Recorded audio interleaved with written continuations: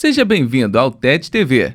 Boy George sofreu com problemas pessoais durante toda a sua vida. Há alguns anos, o cantor esteve mais presente nas páginas policiais do que nas de entretenimento, comportamento que ele classificou como autodestrutivo e que o levou a ficar preso durante 4 meses por agressão, período no qual garantiu ter refletido sobre tudo de errado que estava fazendo com sua vida. Em entrevista ao site Showbiz Spy em 2011, George revelou um episódio marcante para ele, ocorrido na véspera de seu julgamento, quando prometeu à própria mãe que superaria de vez os seus problemas. Nós ouvimos a música Hope There's Someone, de Anthony and the Johnsons, e ela começou a chorar. Eu disse, mãe, eu ficarei bem, não se preocupe. Para começo de conversa, precisamos entender o que levou Boy George a essa situação. O começo de tudo. George Alan O'Donnell nasceu em 14 de junho de 1961. Ele cresceu no sul de Londres, junto dos seus 4 irmãos, filhos de pais irlandeses católicos, Jerry e Gina. Uma vez, George comparou a sua família a uma triste música irlandesa, além de descrever seu pai, que era fisicamente e mentalmente abusivo com sua mãe, como um pai e marido terrível. O artista é o segundo filho do casal e já revelou ter a síndrome do filho do meio. Nunca me senti em casa em nenhum mundo. Sempre me senti um estranho, mesmo dentro dos grupos dos quais eu deveria fazer parte. Cultura gay, música pop, não sei por que isso acontece. Mas conheci muitos filhos do meio e todos eles se sentem parecidos comigo, deixados por conta própria. Felizmente, me ocupo fazendo o que quer que seja e eu sou um pouco assim agora. Em entrevista à revista GQ, em 2020, ele revelou que era obcecado por música quando criança. Ele não tinha um quarto próprio e sempre que podia deixava o toca-discos ligado. Eu ouvia de tudo, desde músicas de shows irlandeses até os primeiros tempos de Bowie, T-Rex e disco. Descobrir Bowie foi o momento. Uau, é isso que eu quero ser. Eu tinha 11 anos e de alguma forma meu pai me deu ingresso para ver Ziggy Stardust. Não tinha passagem de ônibus para ir e vir, andava a pé, mas ver Bowie pela primeira vez naquela idade me fez perceber que queria ser cantor e queria ser famoso. Lembro-me de ter sido muito tomado por esse mundo de criatividade. Em entrevista ao site Al País, George também citou os nomes de Mark Bolan, vocalista do T-Rex, e Patti Smith, como fontes de inspiração para sua música e estilo. Graças à atenção que chamava quando perambulava pelas ruas e clubes de Londres, além de ser pauta para vários jornais locais devido ao seu estilo colorido de ser, foi convidado para atuar como DJ. Boy George e o Culture Club. Antes de formar o Culture Club, Boy George integrou o Bow Wow Wow, convidado por Malcolm McLaren, anteriormente o empresário dos Sex Pistols. Pouco tempo depois, ele deixou o grupo por achar que não teria futuro ali. Em 1981, Boy George começou sua própria banda com o baixista Mike Craig.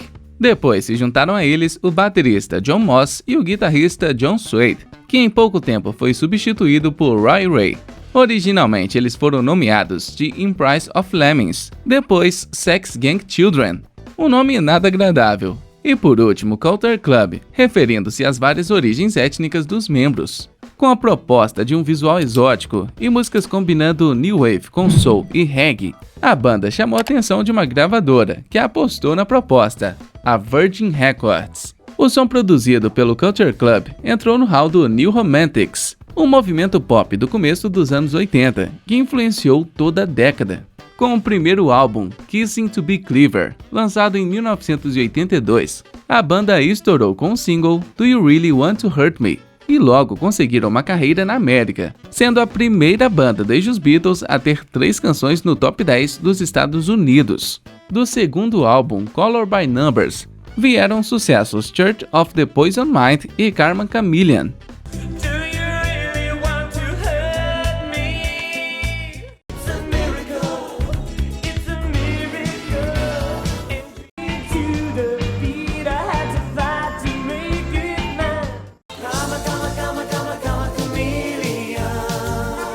Em 1984, o Culture Club ganhou o Grammy de Melhor Artista Revelação. E durante sua apresentação, George faz o lendário discurso de agradecimento. Thank you, America. You've got taste, style and you know a good drag queen when you see one. Em entrevista ao El País, o cantor revelou que ao fazer esse discurso, toda a sua equipe ficou congelada. Nossa assessora de imprensa começou a chorar, inclusive chegaram a nos ameaçar. Eu não dei maior importância, mas com o tempo compreendi que foi uma declaração muito forte. A parte positiva é que todas as drag queens da América se apaixonaram por mim. Sempre me surpreendem que se lembrem tanto de coisas que eu disse completamente como piada. Porque se eu dissesse para valer o que penso, Deus meu. Há muitos anos, Boy George já hasteava a bandeira LGBT, com seus looks montados a partir de misturas de cores exuberantes, sobreposições de peças coloridas e muita maquiagem. O cantor exibia sua aparência andrógina com orgulho. A decadência de Boy George. Quando o Culture Club estava começando, Boy George não fumava, não usava drogas e raramente bebia. Mas em meados da década de 80, ele começou a perder o controle de si. Houve fatores para que isso acontecesse. O terceiro álbum da banda não conseguiu atingir o sucesso dos dois primeiros. Ele também estava tendo um caso de amor secreto e muitas vezes explosivo com John Moss, o baterista da banda, que não se identificava como gay.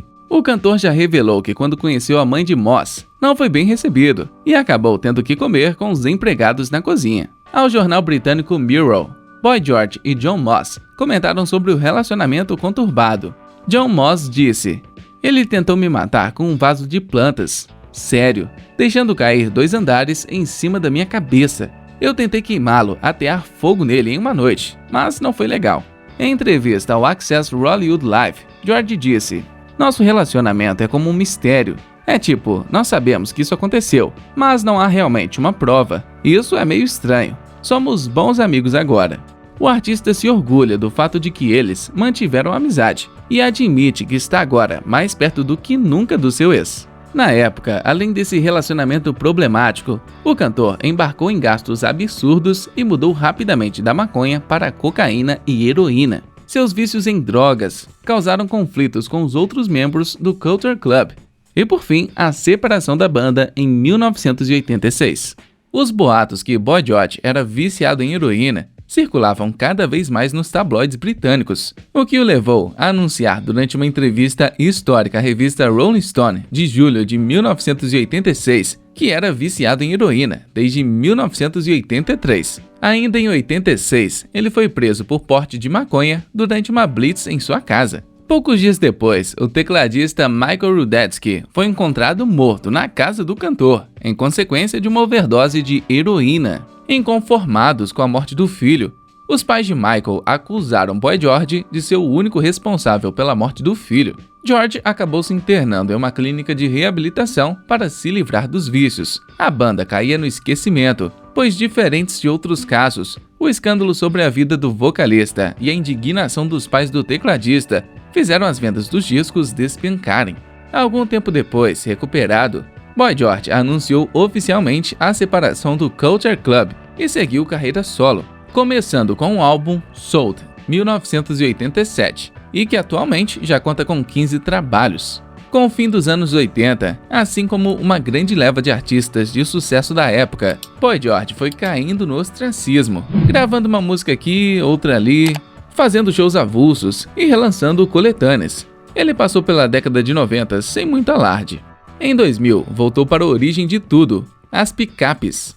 Lançou álbuns de mixagens de suas próprias músicas e versões de algumas outras bem conhecidas, como a brasileira Garota de Ipanema.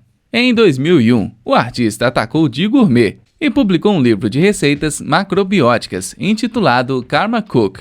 Em 2002, ele participou como ator de um musical chamado Tabu e retrata a fase dos New Romantics. Se você acha que os problemas do cantor acabaram, está muito enganado. Em 2005, Boy George foi preso em Nova York, acusado de portar drogas e dar falsa informação à polícia local. O cantor acionou os policiais, alegando que sua casa em Manhattan havia sido arrombada. Por volta das 3 da manhã, uma equipe vasculhou a residência e constatou que não havia acontecido nada por lá. Os policiais ainda acharam uma pequena quantidade de cocaína com George. Ele recebeu uma multa e, notoriamente, fez limpeza de ruas como parte de um serviço comunitário. De volta a Londres, em 2009, O artista foi condenado a 15 meses de prisão pelo cárcere privado de Aldon Carson, um modelo e acompanhante que chegou a algemar e espancar. Ele foi libertado após 4 meses por bom comportamento, e desde então não se houve mais envolvimentos do cantor com bebidas ou drogas. Boy George hoje.